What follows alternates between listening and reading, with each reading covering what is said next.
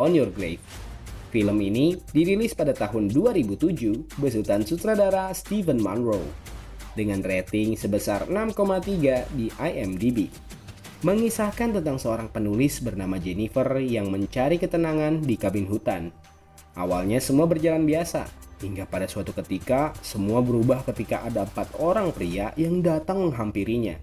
Mau tahu 4 pria itu ngapain si Jennifer? Tanpa berlama-lama, mending langsung aja kita rangkum filmnya. Film diawali dengan seorang gadis cantik bernama Jennifer. Dia adalah seorang penulis novel yang hendak pergi ke kabin di tengah hutan, semata-mata hanya untuk mencari ketenangan. Hello? I'm coming. Dia merasa muak dengan hiruk-pikuknya perkotaan yang membuatnya tak bisa berpikir jernih. Novelist, and I'm starting my next book here. If that's what you're aiming for, please see a map. Thank you. Jennifer pun pergi untuk menemui seseorang bernama Elle yang merupakan pemilik kabin yang nantinya bakal dia sewa. Elle pun langsung memberikan kunci serta peta untuk bisa ke kabin tersebut. Namun karena peta yang diberikan Elle membuat Jennifer bingung, dia pun mencoba berhenti ke pom bensin untuk membeli bensin dan juga menanyakan alamat kabin yang ingin dia sewa. Looking for Mockingbird Trail? It's about 10 miles back. You're gonna be on your left-hand side. Saat sampai di pom bensin, seorang pria bernama Johnny pun memberitahu alamat kabin itu dengan benar.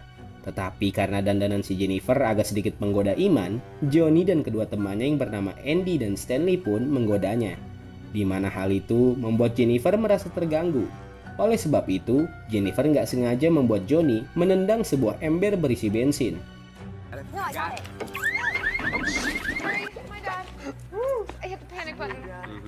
Jennifer yang merasa sangat terganggu pun langsung pergi dari situ. Begitu sampai di kabin, Jennifer mengecek keadaan sekitar untuk memastikan tidak ada hal yang aneh. Dan alhamdulillah, di kabin itu, Jennifer tidak menemukan hal janggal. Lantas, Jennifer pun mulai melanjutkan proyek novelnya yang akan dijual di pasaran.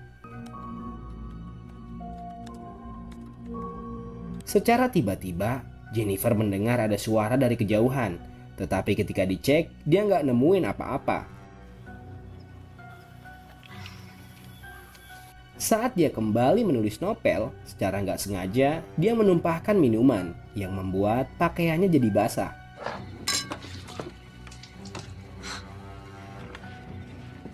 Lantas Jennifer pun mencuci pakaiannya, di mana ketika dia sedang mencuci, ada seseorang dari jendela yang sedang merekamnya diam-diam. Kira-kira siapa ya pria yang merekam Jennifer? Mari kita selidiki. Tiba aja menjadi sangat kotor.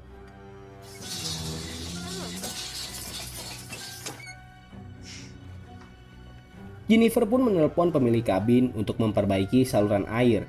Dan ketika selesai menelpon, HP-nya nggak sengaja jatuh ke dalam kloset. Di mana hal itu membuat HP Jennifer jadi rusak dan nggak bisa mengabari siapapun jika terjadi apa-apa. Nggak selang berapa lama, datanglah seorang pria bernama Matthew yang memperbaiki saluran air. Dia adalah orang suruhan Elle si pemilik kabin. Sebagai tanda terima kasih karena telah membetulkan saluran air, Jennifer pun memberikannya ciuman. Oh, thank you. Matthew yang merupakan orang keterbelakangan mental langsung pergi. Sebab sebelumnya dia tidak pernah dicium oleh wanita. Scene pun berpindah ke Johnny dan kedua temannya, Stanley dan Andy, yang dihampiri oleh Matthew. Di sana Stanley menunjukkan sebuah video. Oh shit. Yang ternyata si Stanley lah yang semalam diam-diam merekam Jennifer saat sedang mencuci baju. Mereka pun seperti meremehkan Jennifer karena menurutnya Jennifer adalah gadis kota yang suka melakukan pembuahan dan juga mabuk-mabukan. Sontak, Matthew yang lugu itu pun berkata bahwa dia baru aja dicium oleh Jennifer. She did, Johnny. She kissed me. Shit, Matthew. Nah, si Johnny yang mendengar itu pun gak percaya akan hal itu. Makanya dia berencana untuk menaklukkan hati Jennifer. Karena dia nggak mau kalah dengan orang keterbelakangan mental. Malam harinya, di saat Jennifer sedang melanjutkan novel, lagi-lagi dia diganggu nih oleh seseorang.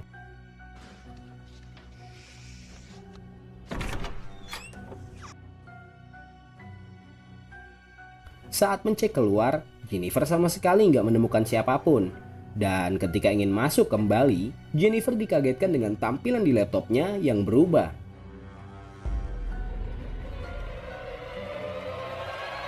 Nggak selang berapa lama, muncullah si Johnny dan juga gengnya yang ternyata sudah berada di dalam kabin. Di sana Matthew pun diajak oleh Johnny. Mereka bertiga selain Matthew pun mengganggu Jennifer. Walaupun Jennifer sudah menakuti mereka bahwa dia telah memanggil seorang polisi. You all better get out of here right now! Call the cops. Will you call police? Or you will call police? Itu semua nggak membuat Johnny dan para gengnya menjadi takut. Mereka malah mengganggu Jennifer dengan cara memperlakukannya seperti binatang yang harus mematuhi perintah majikannya. Just tell me what you want! Gelatin teeth. Beruntung si Jennifer ini cerdik. Dia mencoba melawan untuk kabur di saat mereka bertiga sedang lengah. Dengan rasa penuh ketakutan, dia berlari ke tengah hutan.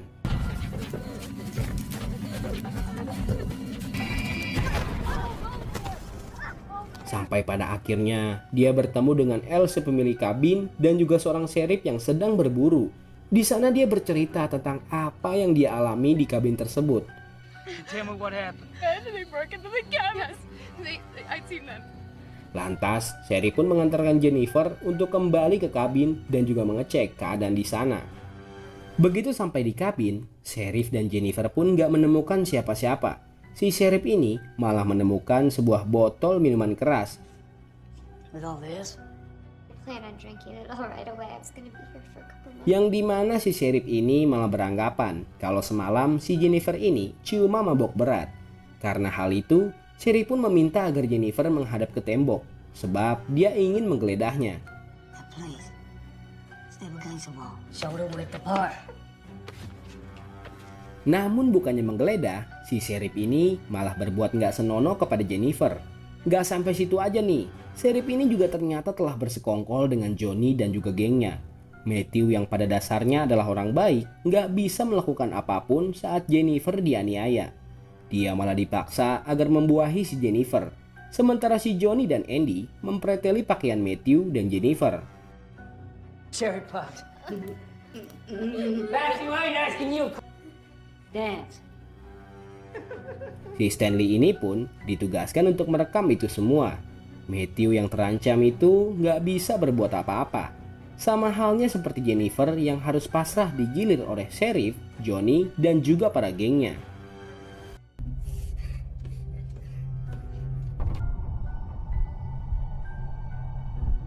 Sehabis digilir, Jennifer dengan badan yang sudah penuh luka dan juga ternodai pun akhirnya menceburkan diri ke sungai.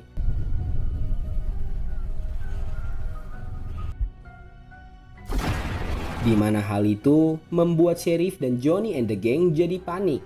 Lantaran mereka takut nih, kalau misalkan si Jennifer ini masih hidup, dia akan melaporkan semuanya kepada polisi. Si sheriff itu pun membagi tugas kepada semuanya untuk mencari di mana keberadaan Jennifer di sekitaran sungai. Between here and there, we're gonna find her. And do not stop till y'all find me a dead city whore. Namun, si sheriff pun malah dibuat geram ketika mengetahui bahwa aksi keji mereka tadi direkam oleh Stanley. It's fucking evidence! I shoot you not! Lantas sheriff pun menghancurkan memori kamera tersebut. Karena itu bisa jadi barang bukti atas kejahatan mereka.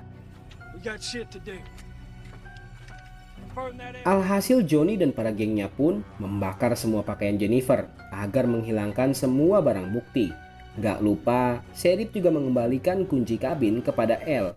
Dia beralasan bahwa si Jennifer kabur lantaran telah menyimpan narkoba dan minuman keras.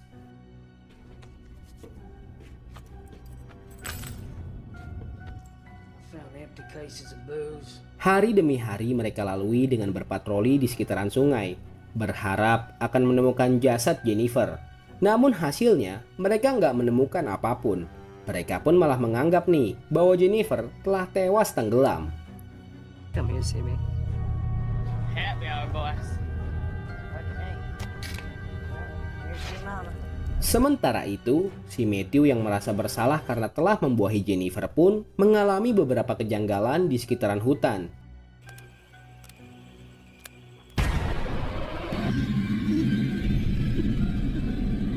Dia merasa bahwa Jennifer sepertinya masih hidup dan akan membalaskan dendam. Kalau menurut kalian, si Jennifer ini udah mati atau belum sih? Mari kita selidiki. On the machine. Bob or something or other. Last you on the scene. Saat malam hari, Elle pun menanyakan di mana keberadaan Jennifer, sebab dia nggak juga kunjung pulang. Sheriff yang mendengar itu pun merasa sedikit khawatir, takut bahwa kejahatannya akan terbongkar. Maka dari itu, Sheriff pun berkata nih akan mencari si Jennifer sampai ketemu. For tomorrow, right? Padahal sebenarnya gara-gara si Sheriff inilah penyebab ini semua terjadi. Pagi pun tiba. Johnny dan Andy yang sedang bersantai itu tiba-tiba dikejutkan oleh Stanley yang menceritakan hilangnya memori yang berisi rekaman video Jennifer. Fucking gone! Stanley, come. My camera! It's gone! Someone stole it! Jadi pada saat si Sheriff menghancurkan memori itu, ternyata isi dari memori itu kosong. Faktanya, si Stanley ini udah menyimpan memori yang ada isinya di rumah. The sheriff stomped it on the one that had nothing on it. Tetapi, memori itu mendadak hilang diambil seseorang. Johnny yang mendengar itu pun sontak marah kepada Stanley. Mereka pun menganggap bahwa yang mengambil memori itu adalah si Matthew. Di sisi lain, Sheriff yang baru pulang patroli mendapatkan sebuah paket yang dimana paket itu berisikan memori yang bertuliskan nama Stanley.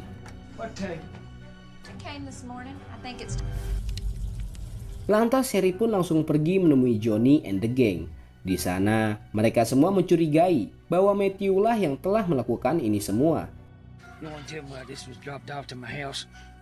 Sheriff pun meminta nih agar mereka mencari di mana keberadaan Matthew segera. Karena bisa saja si Matthew ini melaporkan kejahatan mereka kepada polisi.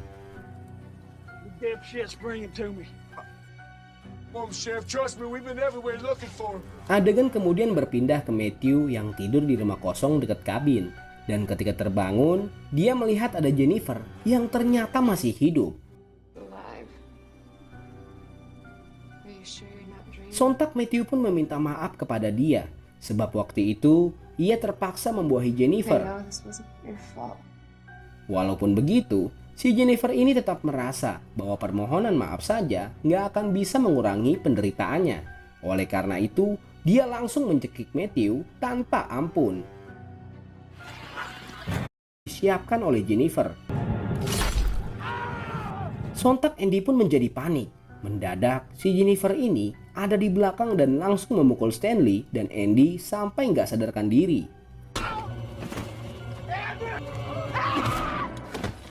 Beberapa saat kemudian, Andy pun tersadar dengan tangan dan kaki terikat. Di bawahnya pun sudah ada air yang diberikan soda api oleh Jennifer yang akan membuat wajahnya terbakar sampai tewas. Beda cerita dengan Andy. Jennifer pun membunuh Stanley dengan cara yang cukup kejam. Jennifer mengaitkan kail ke kelopak mata Stanley lalu ditancapkan ke pohon. Gak sampai situ aja nih, si Jennifer juga merekam aksinya dengan handycam milik Stanley.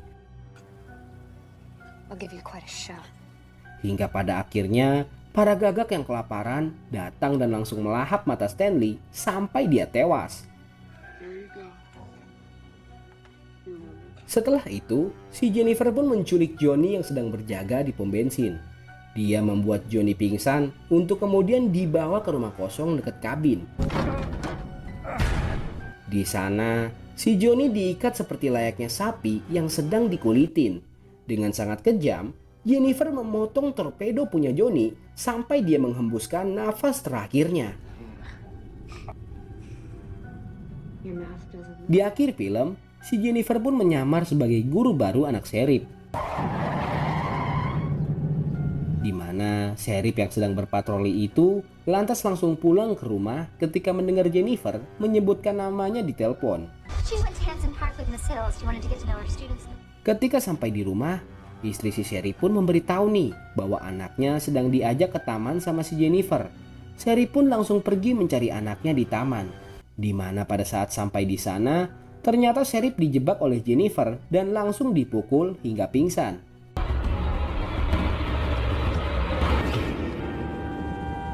Di saat Sheriff tersadar, dia pun mendapatkan dirinya telah ditodongkan sebuah shotgun yang mengarah ke lubang speed tanknya. Di mana ketika pelatuknya tertarik, Matthew yang ada di hadapan si Sheriff akan ikut mati secara mengenaskan bersama si Sheriff. Hingga pada saat Matthew terbangun, pelatuknya pun tertarik hingga membuat mereka meninggal di tempat.